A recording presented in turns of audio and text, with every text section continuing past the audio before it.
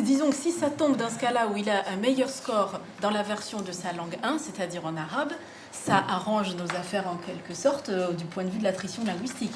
Donc on aura toujours une manière d'interpréter en fait ce type de résultat. Ce qui serait très embêtant, c'est qu'on... Le sujet, ce qui serait un peu plus à l'aise quand on va lui parler en arabe, c'est vrai qu'il n'y a pas de vouvoiement, donc déjà au niveau relationnel, ça, il va être beaucoup plus à l'aise que quand il va le passer en français. Donc il y a ça qui peut jouer aussi. La Maison des sciences de l'homme de Montpellier a accueilli la réunion de lancement d'un nouveau programme de recherche, le programme Alibi, pour Alzheimer, immigration et bilinguisme. Pendant 2 ans, des linguistes, des neuropsychologues, un sociodémographe, des gériatres et des gérontologues vont étudier les effets de la maladie d'Alzheimer sur les compétences langagières d'une population de langue arabe immigrée en France. Je crois que toutes les civilisations marquent le temps de leurs empreintes et que par conséquent, ces populations émigrées et vieillissant dans l'Hexagone ont connu, posé d'une certaine manière des problématiques parce que c'était une vieillesse qui n'était pas du tout ni programmée politiquement, ni préparée, de part et d'autre. Il n'y a jamais eu de dépistage précoce. À la limite, on pensait que les populations migrantes étaient presque immunisées contre 2 risques majeurs aujourd'hui qui concernent la majorité de nos concitoyens âgés, c'est-à-dire les risques de dépendance et les fameux troubles neurodégénératifs. L'intérêt, c'était justement de savoir pourquoi il y avait la perte de la langue maternelle, pourquoi tout d'un coup il y avait la perte de la langue du pays qu'ils avaient adopté, etc., etc. C'est ça l'objectif, non? Oui, c'est même pas le pourquoi, c'est est-ce qu'il y a effectivement cette perte. Donc c'est parce qu'ils ont des troubles du langage qu'ils vont communiquer, qu'ils vont rencontrer leur médecin, qui lui va interpréter donc ces difficultés, ces diffluences en termes mnésiques.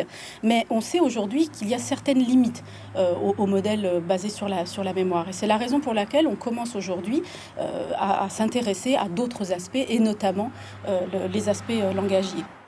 Pour évaluer la dégradation des performances cognitives et établir le degré de sévérité de la maladie d'Alzheimer, le patient doit passer un test neuropsychologique.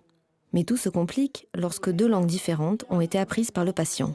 On a un patient bilingue, quand on lui fait passer les tests neuropsy en arabe, il obtient des scores supérieurs, et donc il rentre par exemple dans le premier groupe, dans le G1, et que quand on lui fait passer dans sa deuxième langue, pof, son score tombe et il rentre dans la catégorie G2, on en fait quoi? Notre objectif n'est pas tant de créer de nouveaux tests, mais de faire avec ce qui existe, mais de les adapter à un contexte social particulier. Et donc la population immigrée qui va évidemment maîtriser plus ou moins bien 2 langues et qui nécessairement vit dans 2 contextes culturels parfois très distincts.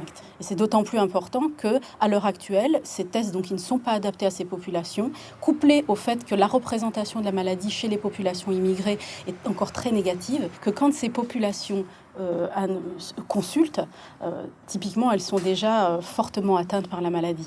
Ça me paraît cohérent de prendre la meilleure mesure dans la mesure où le patient en est capable. Ouais. Et après tout, c'est son état mental qu'on veut mesurer et pas son état linguistique.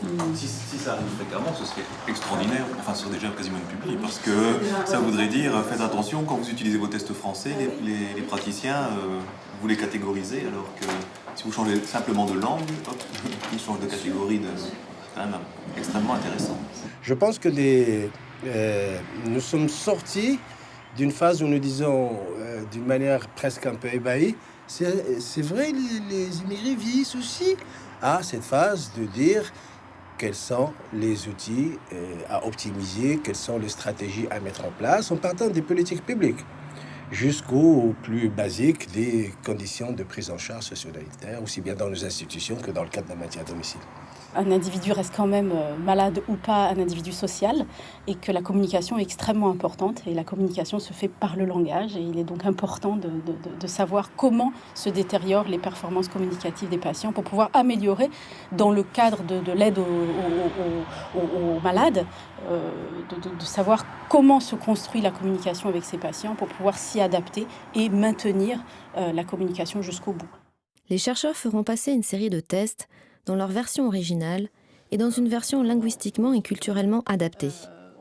Les participants au projet Alibi ne font que commencer leur chemin sur l'épineuse question de l'adaptation linguistique et culturelle des tests.